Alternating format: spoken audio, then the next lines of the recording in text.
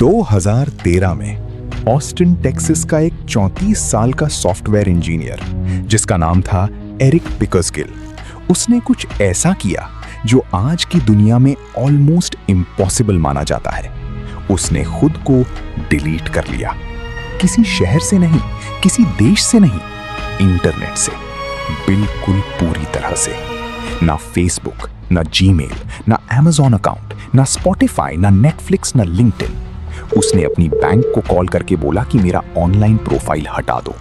उसने government databases, data brokers और advertising companies को एक एक करके लीगल नोटिसेस भेजे, मेरा डेटा मिटाओ। उसने अपना स्मार्टफोन फेंक दिया और एक 1996 वाला नोकिया खरीद लिया। सारे बिल्स कैश में भरने लगा, क्रेडिट कार्ड्स बंद कर दिए, यहां तक कि अपना एड्रेस भी एक पीओ बॉक्स पे शिफ्ट कर लिया ताकि कोई भी ऑनलाइन सर्च करके ये ना जाने कि वो रहता कहां है।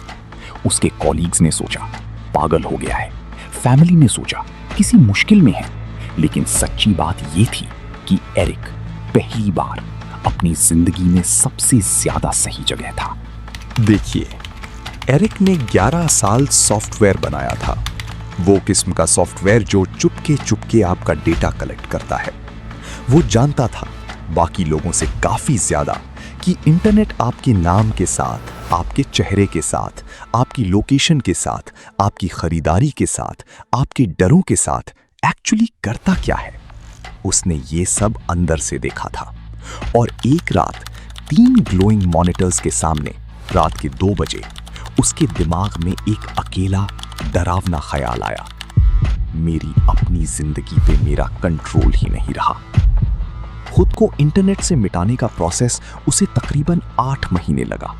स्पोकियो, व्हाइट पेजेस, इंटेलियस जैसी डेटा ब्रोकर कंपनीज ने उसके बारे में पूरे के पूरे प्रोफाइल्स बना रखे थे। उसके पुराने घर के एड्रेसेस, उसके रिश्तेदारों के नाम, उसकी एस्टिमेटेड इनकम, उसकी डेली रूटीन, ये सब उसकी मर्जी के बिना, उसकी जानकारी के बिना कलेक्ट किया गया था और $3 में किसी को भी बेच दिया जाता था। उसने 200 से ज्यादा रिमूवल रिक्वेस्ट्स भेजे। काफी कंपनीज ने जवाब ही नहीं दिया।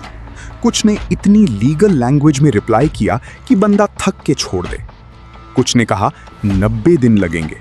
इत्तेफाक से बिल्कुल उतना टाइम जितना उनका अगला डेटा सेल साइकिल कंप्लीट होने में लगता था। लेकिन एरिक नहीं रुका।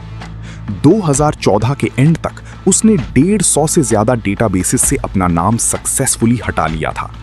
वो पूरी तरह इनविजिबल नहीं था, कोई होता ही नहीं, लेकिन एक साइबर सिक्योरिटी एक्सपर्ट ने उससे जो कहा वो कुछ यूं था, एक ऐसी डिजिटल सिटी में जो सिर्फ नामों से बनी है, एरिक एक भूत बन गया था। और फिर जो हुआ उसने खुद को भी हैरा दिया। जब इंटरनेट ने उसे बताना बंद कर दिया कि वो कौन है, टारगेटेड एड्स नहीं, एल्गोरिदम वाली न्यूज नहीं, लाइक्स और अप्रूवल्स का चक्कर नहीं, तब उसने कुछ अजीब महसूस किया, खामोशी। वो फिर से फिजिकल बुक्स पढ़ने लगा। खाना बनाता था बिना फोटो लिए, बातें करता था जिनको ना कोई रिकॉर्ड करता, ना एनालाइज करता, ना मोनेटाइज करता। लेकिन साथ ही साथ उसे यह भी समझ आया, आज की दुनिया में डिजिटल आइडेंटिटी के बिना कितनी चीजें सिंपली अवेलेबल ही नहीं हैं। जॉब एप्लीकेशंस में ईमेल मांगती हैं, हॉस्पिटल फॉर्म्स में ऑनलाइन पोर्टल्स मांगती हैं, वोटिंग रजिस्ट्रेशन भी ऑनलाइन हो चुकी है। मतलब इंटरनेट से गायब होना काफी हद तक सोसाइटी से ही गायब होना है। एरिक की ये कहानी टेक्नोलॉजी को रिजेक्ट करने की कहानी नहीं है।